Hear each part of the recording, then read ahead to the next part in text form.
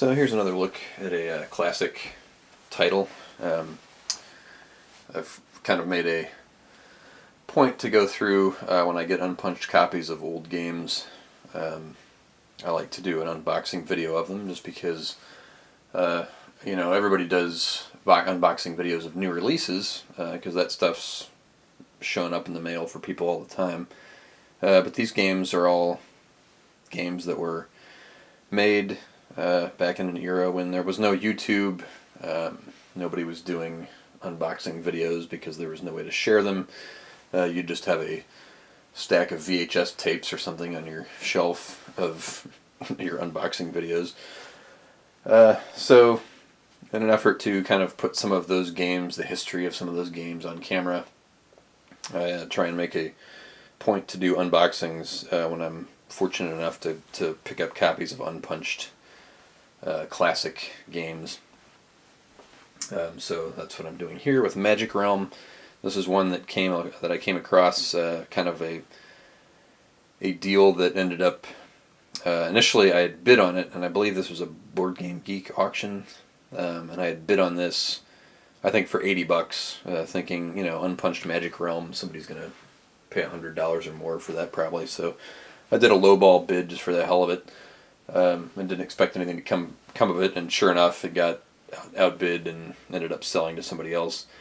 And so I didn't think anything else about it.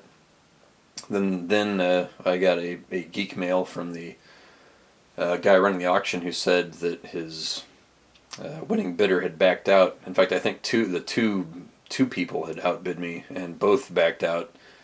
So he offered it to me for the original $80 bid that I made. So I thought, well, if I was prepared to pay that, even though I kind of wasn't really, I just did it just for the hell of it, just to see. Maybe I would. I didn't think that I would actually get lucky enough to get it at that price. So one of those mental things where it's like you want to bid, but you're not going to win, so it kind of satisfies the urge to purchase something without having to follow through. So that's basically what I ended up doing, and then it came back around, and I ended up actually getting it for that price, and decided, well, I'll pull the trigger on it. I think that's a good deal for a real good condition unpunched copy of Magic Realm. So here it is, and it was definitely in good condition. The box is about what you'd expect from a 35-year-old game or a 35-year-old box. Now, this is actually the second printing, according to the rules that came with it anyway. But you can see the box is in pretty good shape. There's a little bit of, some bubbling on here from, I'm not sure, it's not water damage, but, just age being moved around a lot. Plenty of shelfware, on the bottom of the box, on the corners and stuff. A little bit of an indentation here and there. Some shelfware on the back, but otherwise in really good condition. These thin Avalon Hill boxes aren't the sturdiest when you get that much surface area and not a lot of depth. You get boxes that are hard to store without, hard to store vertically. Most of my other collection of Avalon Hill games and stuff, those are all going to be stored like bookshelf games. My other titles in those big thin boxes are Siege of Jerusalem and then the GDW game Blood Tree Rebellion, same size boxes. As you can see, you end up storing these flat and setting other boxes on top of them. In some cases pretty heavy boxes like La Grande Guerre and Europa Universalis. And that's going to lead over time, depending on how full the boxes are, to that kind of sagging tops or indentations on the top. So, this one in remarkably good shape for a game that's probably had to store flat like that for a number of years. So, now I say this is the second edition of the game, which was the 1986 version. I believe that's the second edition. Even though the box, if we can get a non-glare angle here, The box actually says on the front there it's got the 1978 copyright on it, which, the reprinting may have had that, or they had extra boxes.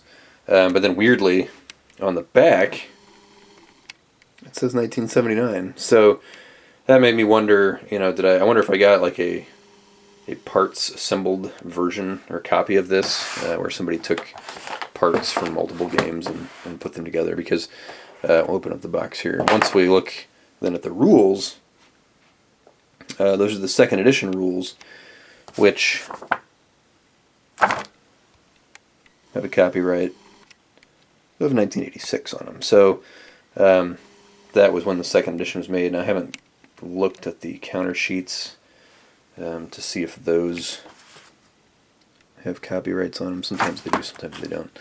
But anyway, this is the second edition of the rules,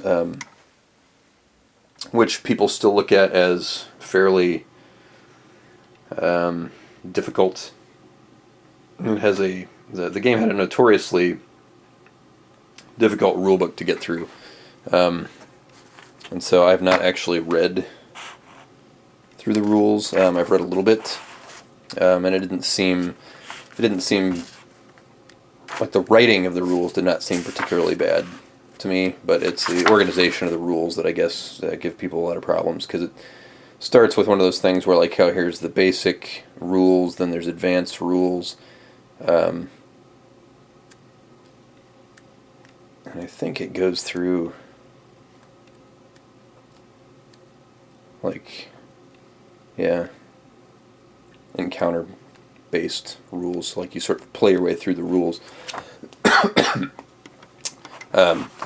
So just the writing, the organization, and the structure of the rules made it fairly difficult. Interestingly, for this era of rules, it's full color. A lot of times, a lot of the Avalon Hill rules were more like 3-color rules and not full color, where you'd have these sort of red headers in there, but otherwise things were these pink boxes, but otherwise everything was in black and white. And for the most part, the rules kind of stick to that 3-color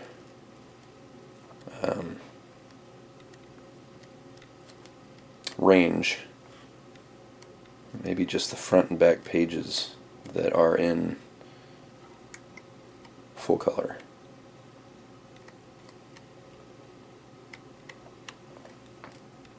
There's a blue, the design credits.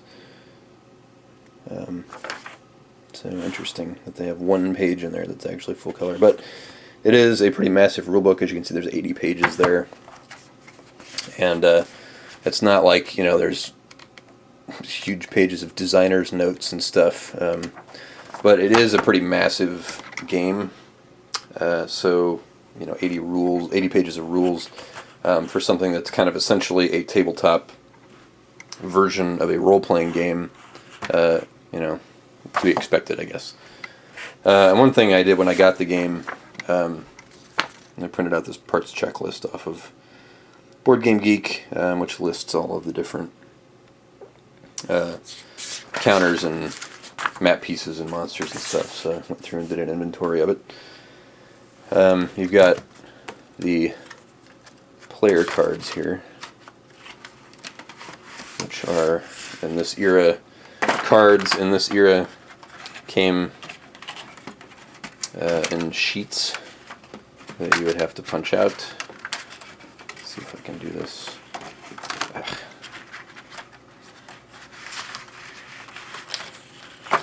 There we go. And you've got all of your different character classes here from the game. The Dwarf, Berserker, the White Knight, Sorcerer, and kind of the artwork looks good in some pictures and not so good in others. The proportions on the Sorcerer seem way off there. You get your Witch King, your Druid, the Woods Girl, Witch, Captain, Swordsman, Amazon, Gandalf, the Pilgrim, the Black Knight, elf, and magician. Not sure why the elf is sideways or horizontal as opposed to vertical. But anyway, those are your different character classes still in the unpunched sheet. And then on the back, they've got all their assorted stats and so forth for actually playing the game.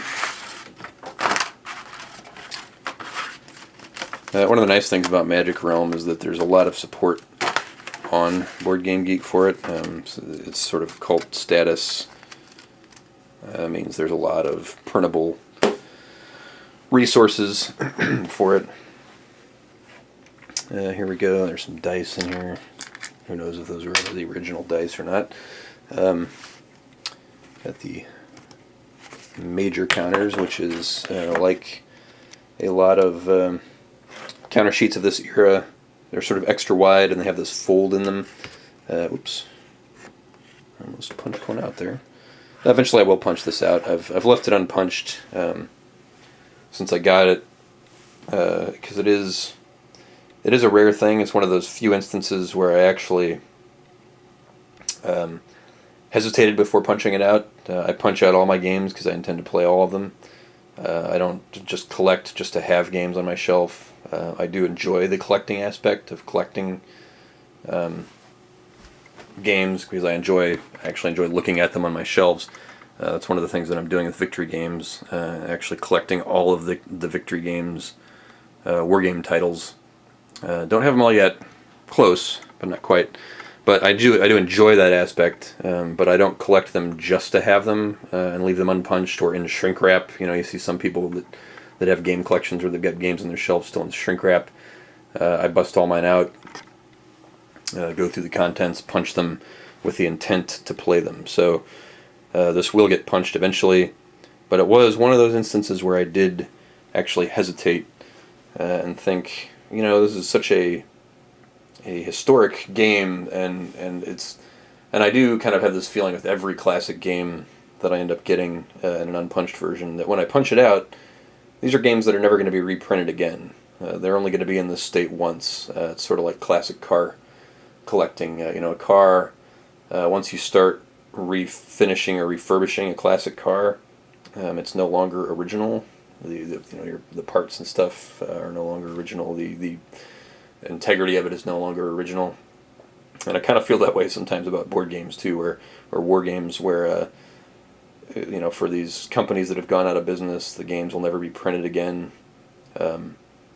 When you punch the counters out, that sort of you undo something, or you do something that cannot be undone. You can't repunch a game. So I do think about it from an historical perspective. The historical perspective is the whole reason I do these videos, that these games are rarely viewed in this state, or rarely seen in this state for most people, even people who collect them. So that's why I kind of like to try and put on video a look at the unpunched versions of these classic games. So here's the large counters for the game. So you've got larger circular counters, larger square counters, and these are super large. I mean, these are, you know, not a 7/8 inch counter. These are probably 1.5 inches, maybe, I don't know, close to that. So, you know, assorted markers. These are monster counters, looks like. These are your character counters up here. Maybe mounts and stuff like that.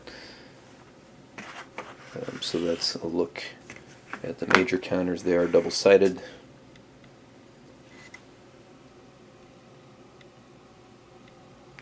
Yeah, different monsters and so forth. Looks like buildings and things here. That's those. Here are the minor counters. And same deal here, although a little different in that you've got, you know, the fold here, but it's uneven here. You've got a longer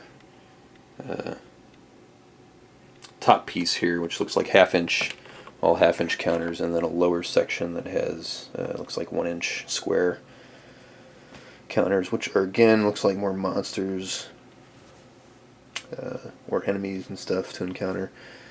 And then up here it looks like you've got markers for all the different classes of characters with all the different symbols of each character class. That's some of the counters coming a little bit loose here. And these look like fairly typical Avalon Hill counters of the era, late 70s, early 80s. They'll all be that brown core, and then some of them have the little side nib bits on them. It's sort of like every other counter has the side nibs, which are not as bad as actually mounting the counters on the side. It's more like just a little thing to hold them in place that can easily be trimmed off with a rotary cutter or an X-Acto knife. So not as bad as like truly side-mounted counters. These are also double-sided, some only single-sided there. But otherwise looks like these are the back of the monster counters. And those are the two main counter sheets. Some personal history pad, which looks like your turn record for each player. And it looks unused, so plenty of copies of these, which are double-sided, and I think have, like an encounter. It's the sheet here to manage your encounters, your combat and so forth. So that's pretty cool. Whole pad of those. Probably want to photocopy it since you can't order replacements. Here we have the terrain boards. Whoops, I almost punched that right out. This looks like the magic, and there's like different types of terrain. So you've got, that was like the magic zone. I'm not sure what fabulous magic means exactly, but that looks more normal. Green with the brown pathways on them as opposed to purple. Here we go, more of a mix. Myriad magic. Get your purple zones there. Deep woods, ruins, borderland, mountains, crags.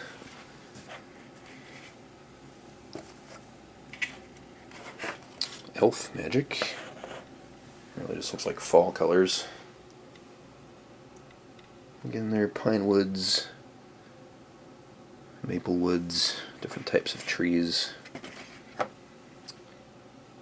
And then the green version, the green side. So there are a couple that are loose here. It's amazing that that any of these managed to stay in place. Which magic? The Cursed Valley. Not sure. Cursed kind of intentionally misspelled, I guess. The Awful Valley. Bad Valley, the Evil Valley, the Dark Valley, and the Cursed Valley. C-U-R-S-T. And the same version, but darker. So those are all the terrain hexes, which you use as a modular type of terrain layout. And then here it looks like we've got spells and treasures. And again, you have to punch all these out. I would probably actually cut them out just to avoid the little perforated, raggedy edges on them. And I believe these are just your different spells. Yep.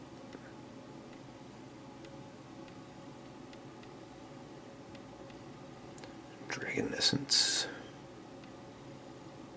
Yeah, so all of the different kinds of spells. And then treasures, your different treasures here. Scroll of Alchemy, jewels, scepters, tabards, flying carpet. But that would come in handy, allowing people to fly. And here, a treasure and setup card. Controls your appearances of monsters and stuff like that. And you do all your different game tracking on here. Garrisons.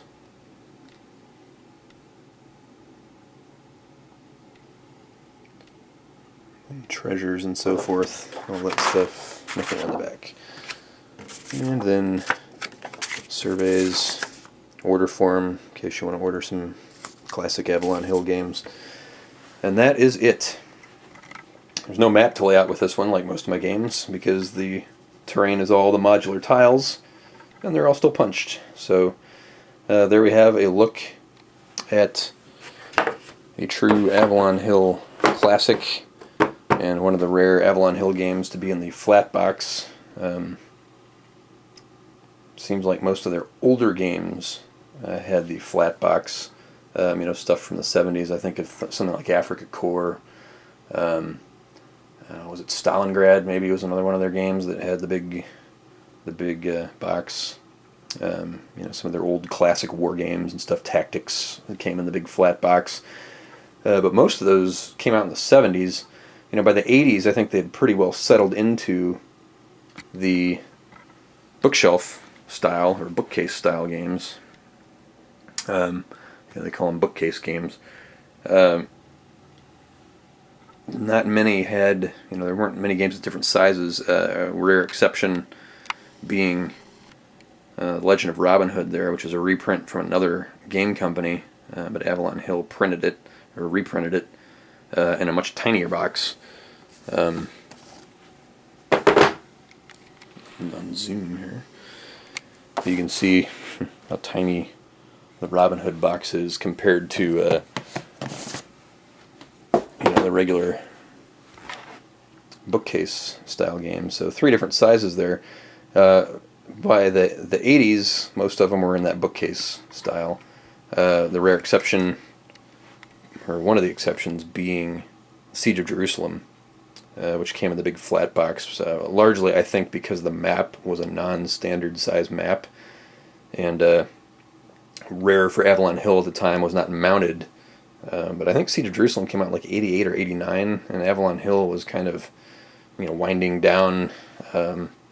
At that point, the sales were declining, I think, and they were already struggling by about the late 80s, early 90s. Things were starting to take a turn for them. So, I'm not sure why the large boxes like that fell out of favor throughout the 80s. May have been, production reasons or something, or maybe it was just easier to make the bookcase boxes. Regardless, Magic Realm had the big flat box, which you can see it needed to have the sheets with the modular tiles on them, so there's no way they really could have fit that into the standard bookcase style, so you ended up with the large flat box, which in a way was kind of iconic for the game. So when you think of Magic Realm, you think of the big yellow letters on there, with the white bearded, sort of Saruman-esque. I wonder if Peter Jackson was thinking of this image when they did the design for Saruman in Lord of the Rings, because it looks just like him. But anyway, there we have a look at Magic Realm.